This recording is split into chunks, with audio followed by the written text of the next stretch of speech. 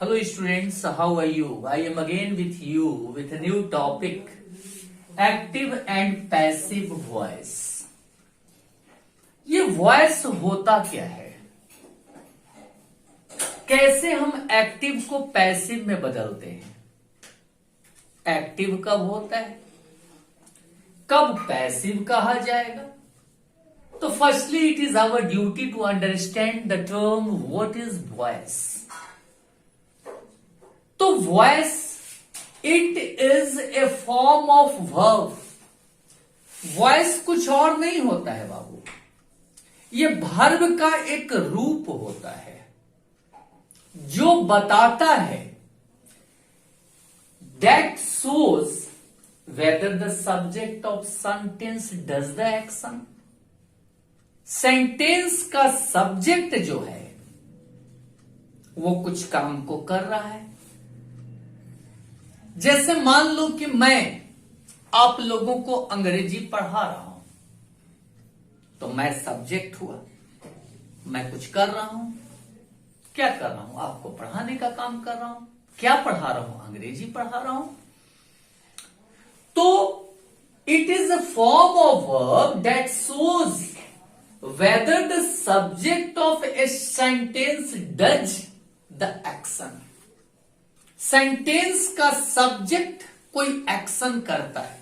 तो याद रखिएगा कि अगर मैं सेंटेंस का सब्जेक्ट हूं, मैं आपको पढ़ा रहा हूं, मैं पढ़ाने का एक्शन कर रहा हूं, इसका मतलब मैं स्वयं कुछ कर रहा हूं, मतलब मैं एक्टिव हूं. तो अगर सेंटेंस का सब्जेक्ट स्वयं कुछ एक्शन कर रहा है तो सब्जेक्ट एक्टिव है. यही हुआ एक्टिव वॉइस. या subject is affected by it.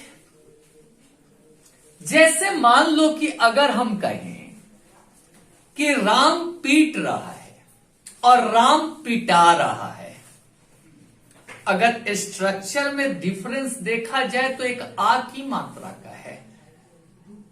पीट और पिटा ये वर्ब के दो अलग अलग रूप हैं जो राम के बारे में बता रहे हैं. या तो राम खुद कुछ कर रहा है, पीटे के काम कर रहा है, या तो राम पिटा रहा है, मतलब राम पर स्वयं कुछ घट रहा है. राम क्या हो रहा है? अफेक्टेड हो रहा है. तो जब सेंटेंस में सब्जेक्ट स्वयं कुछ करेगा, मतलब सब्जेक्ट एक्टिव रहेगा, तो एक्टिव वॉइस हो जाएगा. और सब्जेक्ट जब अफेक्टेड होगा तो वो पैसिव हो जाएगा. तो वॉइस हुआ क्या? It is a form of verb that shows whether the subject of sentence does the action or is affected by it.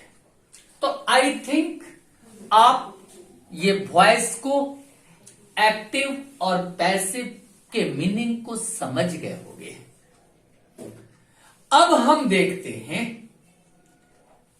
Actually कुछ और नहीं, इसमें सिर्फ और सिर्फ वर्ब के जो फॉर्म है इस पर ज्यादा हमको फोकस करना होगा जब हम सेंटेंस को एक्टिव से पैसिव में बदलेंगे.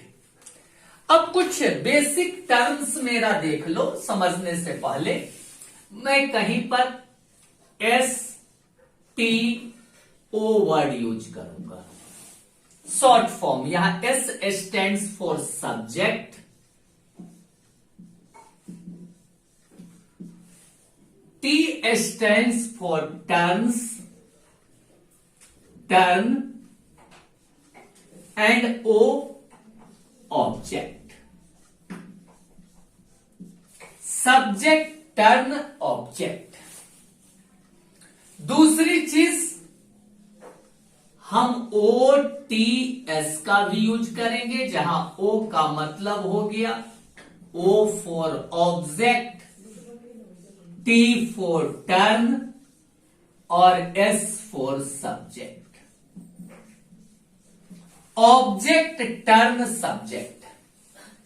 अब ये कैसे बदलाव होता मान लीजिए कि ये जो सब्जेक्ट है, सब्जेक्ट के रूप में और ऑब्जेक्ट के रूप में, सब्जेक्ट के रूप में आई हो सकता है, वी हो सकता है, यू हो सकता है, ही हो सकता है, शी हो सकता है, इट हो सकता है, किसी का नाम हो सकता है, राम श्याम घनश्याम इना मीना डी का कोई भी नाम हो सकता है। तो अगर सब्जेक्ट टर्न करेगा ऑब्जेक्ट के रूप में तो आई टर्न करके मी हो जाएगा, वी का अस हो जाएगा, यू का यू ही रहेगा, ही का हिम हो जाएगा, शी का हर हो जाएगा, इट का इट ही रहेगा और नाम में कोई बदलाव नहीं होगा, नाम का नाम ही रह जाएगा। तो इस तरह से सब्जेक्ट टर्न करता है ऑब्जेक्ट में, और ऐसे चले हम तो ये हो गया ऑब्जेक्ट टर्न सब्जेक्ट। जैसे हर का शी, हिम का ही, यू का यू, अस का वी, मी का आई, ये ऑब्जेक्ट टर्न सब्जेक्ट हो गया। सबसे पहले अगर हम वॉइस को क्लियर करते हैं तो सबसे पहले हम टेंस की दुनिया में पहुंचते हैं। ध्यान दीजिए, गौर कीजिए, आराम से समझते रहिए। एक एक टॉपिक को हम लोग क्लियरली क्या करेंगे, अंडरस्टैंड करेंगे, then it will be very easier for us to interchange sentence from active to passive voice, you know. अब देखिए कैसे हम क्या करेंगे। सबसे पहले हम चलेंगे सिंपल प्रेजेंट टेंस के सेंटेंस को सिंपल प्रेजेंट टेंस के सेंटेंस को हम एक्टिव से पैसिव में बदलेंगे। ध्यान दो बाबू, सबसे पहले if any problem is given and now you have to change its voice, तो सबसे पहले आपको यह देखना जरूरी होगा कि जो सेंटेंस दिया हुआ है वो किस टेंस में है। सेंटेंस के टेंस को अगर पहचानना है तो सेंटेंस का टेंस की जानकारी सिर्फ और सिर्फ उसका वर्ब का रूप बतलाएगा। वर्ब का रूप ये बतला देगा कि सेंटेंस किस टेंस में है। तो if you have to simply identify the tense of the statement, go to the form of verb that will simply explain you in which tense is the given sentence is there. आपको कुछ नहीं करना है। तो simple present tense की पहचान इसके verb के किस रूप से होगी, तो इसका आइडेंटिफिकेशन देखो। इसका आइडेंटिफिकेशन देखो आप। अगर सेंटेंस में वर्ब V1 या V5 फॉर्म में रहेगा तो समझ लोगे कि सेंटेंस सिंपल प्रेजेंट टेंस में है। जैसे मान लो V1 में हमने ले लिया प्ले, और जब इसमें S और ES लग जाएगा, प्लेज हो जाएगा, तो ये V1 हो गया और ये V5 हो गया। एग्जाम्पल देखो, यहां पे हमने एग्जाम्पल लिखा सी सी, एक सिंपल सा एग्जांपल लिया, राइट्स ए लेटर। गौर कीजिए, इसके टेंस को पहचानना है। सी के बारे में तो पता है कि ये सब्जेक्ट है, ए लेटर क्या है, ऑब्जेक्ट है। टेंस की जानकारी हमको ये वर्ब का रूप बतलाएगा। राइट में एस लगा हुआ है मतलब V5 है। आप पहचान लोगे कि सेंटेंस किसमें, सिंपल प्रेजेंट टेंस में है। अगर इसका सिंपल प्रेजेंट टेंस का अगर एक्टिव पैटर्न देखें, अगर इसका स्ट्रक्चर हम लोग बनाएं, जैसे अगर देखो ये एक्टिव वॉइस में है, क्यों, सी राइट्स ए लेटर, वह एक पत्र लिखती है, मतलब सी इज एक्टिव, लिखने में एक्टिव, पत्र लिखने में एक्टिव है। इसका मतलब ये क्लियर है कि सेंटेंस एक्टिव वॉइस में है। इसका अगर हम लोग एक्टिव में इसी का स्ट्रक्चर अगर हम डेवलप करें, तो सी सेंटेंस का क्या है, सब्जेक्ट है, प्लस राइट्स के बारे में यहां V1 या V5, और ए लेटर क्या है, ऑब्जेक्ट है। मतलब एक्टिव में सेंटेंस इस फॉर्म में है। अब ध्यान दिया जाए, अगर ऐसे सेंटेंस को आप पैसिव में बदलते हो तो कोई टेंशन लेने की जरूरत नहीं है। सिंपल सा स्ट्रक्चर फॉलो करोगे। सबसे पहले ऑब्जेक्ट को टर्न करो सब्जेक्ट के रूप में, ऑब्जेक्ट को टर्न कर दो सब्जेक्ट के रूप में। वर्ब का रूप जो है वो बदल जाएगा। V1 V5 बदल के इज, एम, आर, और उसके बाद वर्ब का कौन सा फॉर्म लग जाएगा, थर्ड फॉर्म, और लास्ट में बाई सब्जेक्ट टर्न ऑब्जेक्ट। ये याद रखिएगा, शुरू में हमेशा ऑब्जेक्ट टर्न सब्जेक्ट, लास्ट में सब्जेक्ट टर्न ऑब्जेक्ट, और बीच में सिर्फ और सिर्फ वर्ब का रूप तुम्हारा क्या हो जाता है, बदल जाता है। एक पॉइंट और ध्यान में रखना आप, जैसे ही सेंटेंस एक्टिव से पैसिव में आता है, तो पैसिव फॉर्म में हमेशा वर्ब का थर्ड फॉर्म का ही यूज किया जाता है। एक्टिव में वर्ब किसी भी फॉर्म में रहे, it doesn't matter, you must always keep it in your mind that we always place the third form of verb in the passive form of the sentence.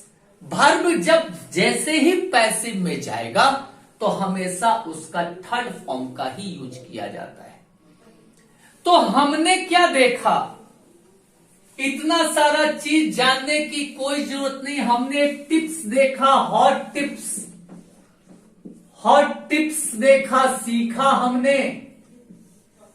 वो ये सीखा कि अगर एक्टिव में वर्ब का रूप V1 या V5 है, तो यही पैसिव में क्या हो जाएगा, V1 और V5 बदल के इज, एम, आर और V3 हो जाएगा। बस यही बात याद रखना है, कितना इजीली सेंटेंस एक्टिव से पैसिव में बदल जाएगा। इसी सेंटेंस को सबसे पहले हम लोग क्लियर करते हैं। सी राइट्स ए लेटर। सबसे पहले हमको क्या करना होगा, ऑब्जेक्ट को टर्न करना होगा सब्जेक्ट में। ऑब्जेक्ट कौन है, ए लेटर। सबसे पहले पैसिव में हमको क्या लिखना होगा, ए लेटर लिखना होगा। अब ए लेटर के साथ इज लगेगा कि एम लगेगा कि आर लगेगा। लेटर एक है, सिंगुलर है, बिल्कुल सारे बच्चे समझ रहे होंगे कि ए लेटर के साथ हम इज लगाएंगे। अब रहा वर्ब का थर्ड फॉर्म, इसमें वर्ब राइट्स है, तो राइट, रोट, रिटेन। ये राइट्स किस में बदल जाएगा? वर्ब का थर्ड फॉर्म रिटेन हो जाएगा। रिटेन के बाद क्या लगेगा? बाई, बाई लगा दिया। सब्जेक्ट टर्न ऑब्जेक्ट, सब्जेक्ट कौन है? सी। अभी अभी बताया कि सी टर्न करके क्या हो जाएगा? हर हो जाएगा।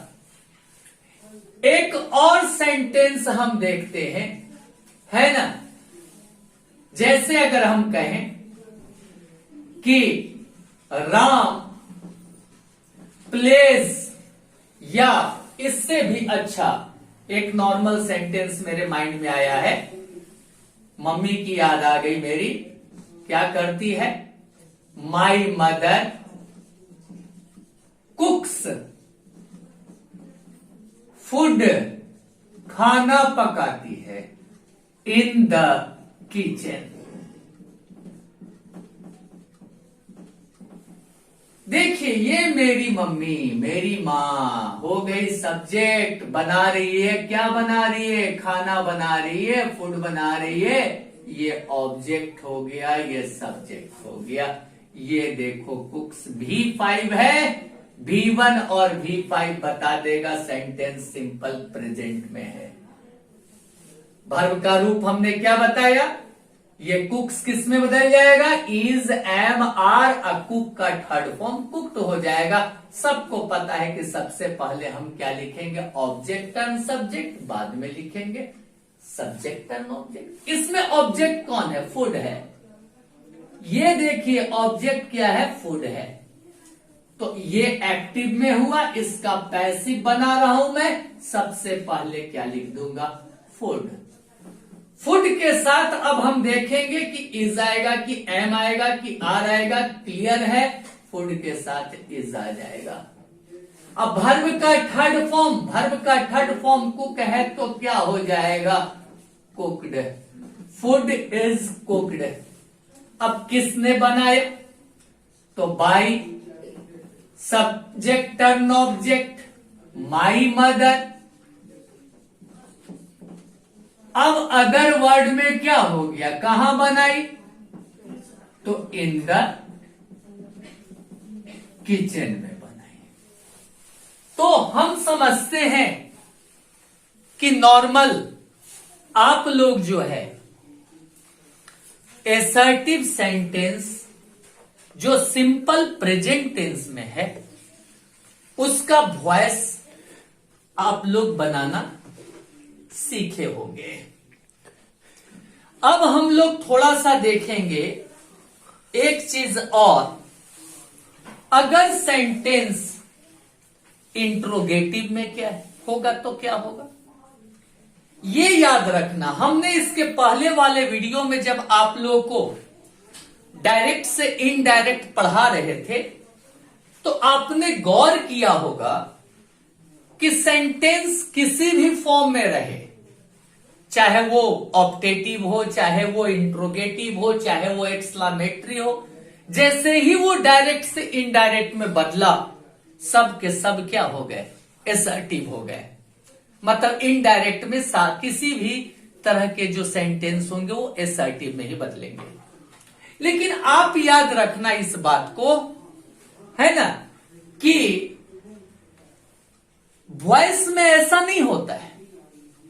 वॉइस में जैसे को तैसा, अगर तुम इंट्रोगेटिव हो तो एक्टिव इंट्रोगेटिव है तो उसका पैसिव भी इंट्रोगेटिव ही होगा।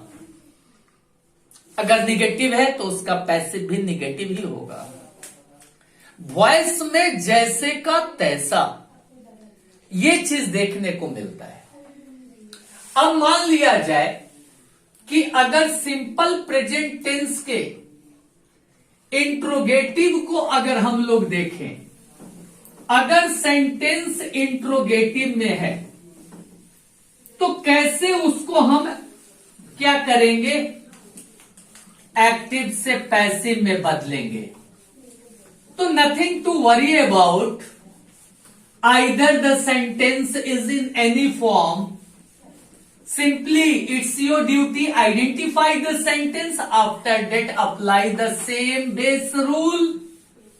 It will be very easier for you to interchange the sentence from active to passive, you know. देखिए एक सिंपल सा क्वेश्चन ले रहा हूं मैं, स्ट्रक्चर इंट्रोगेटिव बनाऊंगा और उसका वापस हम लोग एक्टिव से पैसिव में कर लेंगे। ध्यान दो आप, सेंटेंस जैसे देखो मैंने लिखा does my mother, does my mother cook food in the kitchen, food in the kitchen. ये देखो बाबू सिंपल सी बात, ये साइन ऑफ इंट्रोगेशन एक्सप्लेन कर दिया, ये सेंटेंस इंट्रोगेटिव है। चूंकि ये सेंटेंस इंट्रोगेटिव है, डू या डज से अगर सेंटेंस इंट्रोगेटिव सेंटेंस की शुरुआत होती है, if any sort of interrogative sentence simply begins with do और डज, तो आप जान लो कि वो सेंटेंस सिंपल प्रेजेंट टेंस का इंट्रोगेटिव फॉर्म है। किस टेंस का है, सिंपल प्रेजेंट टेंस का इंट्रोगेटिव फॉर्म है। तो ऐसे स्थिति में आप लोग ये ध्यान दो, कैसे हम इसका एक्टिव में स्ट्रक्चर अगर हम अपने से बनाएं, एक्टिव स्ट्रक्चर बना रहे हैं हम।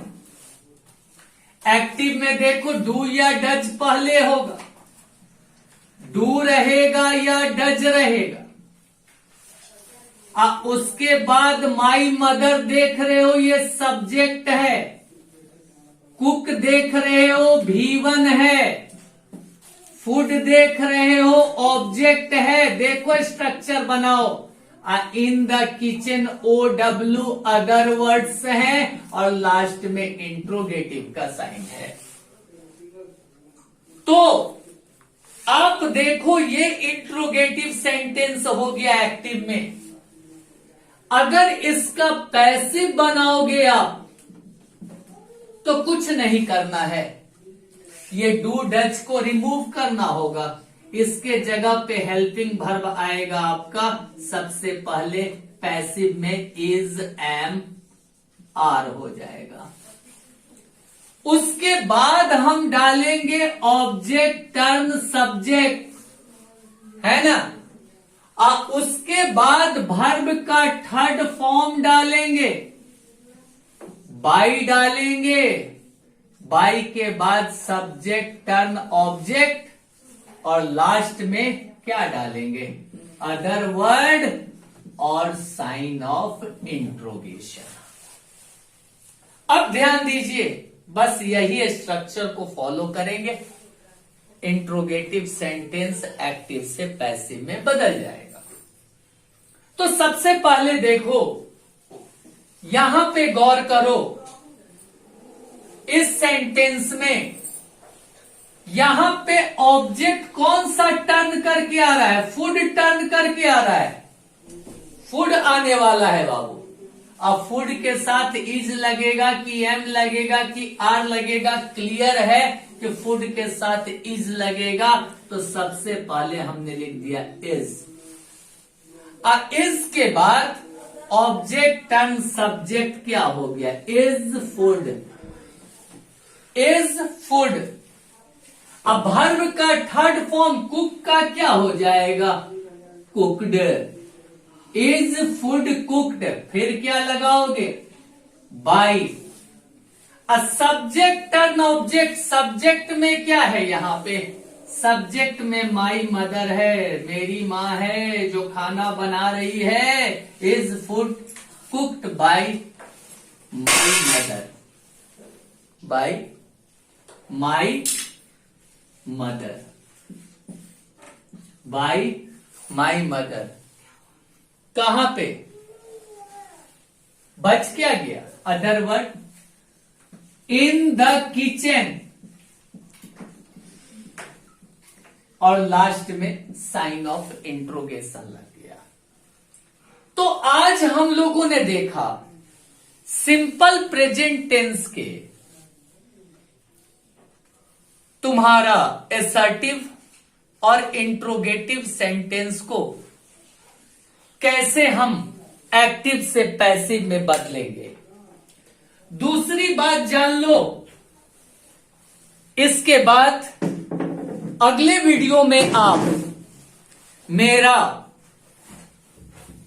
इसका negative, interrogative negative, question word से शुरू होने वाले इंट्रोगेटिव सेंटेंस और निगेटिव सेंटेंस को देखेंगे। मतलब सबसे पहले आज आप सभी बच्चों को मेरी तरफ से ढेर सारी रिपब्लिक डे की शुभकामना, और याद रखना आप कि रिपब्लिक डे का कितना खास इंपॉर्टेंस है हमारे लाइफ में और हमारे देश के लिए। तो आज के इस दिन में हम आप लोगों को कुछ सुना देते हैं रिपब्लिक डे के अवसर पे। तो एटम बमों की जोड़ पे ऐठी है ये दुनिया, बारूद के इस ढेर पे बैठी है ये दुनिया, तुम हर कदम उठाना बड़ा देखभाल के, इस देश को रखना मेरे बच्चों संभाल के, हम लाए हैं तूफान से किश्ती निकाल के, इस देश को रखना मेरे बच्चों संभाल के, आराम के तुम भूल भुलैया में न भूलो, सपनों के हिंडोलों में मगन हो के न झूलो, अब वक्त आ गया मेरे हंसते हुए फूलों, उठो छलांग मार के आकाश को छू लो, गाड़ दो गगन में तिरंगा उछाल के, इस देश को रखना मेरे बच्चों संभाल के। तो आज का वीडियो मेरा कैसा लगा कमेंट करेंगे। अगर मेरे चैनल को सब्सक्राइब नहीं किया है तो अच्छा लगे तो करो, और दूसरी बात कि आराम से मेरे साथ पढ़ाई करो। तो सेकंड टॉपिक जो मेरा वीडियो आएगा वो सिंपल प्रेजेंट का ही होगा, और उसमें हम लोग और भी डिफरेंट टाइप्स ऑफ सेंटेंस को देखेंगे। Thank you very much, good bye, जय हिंद।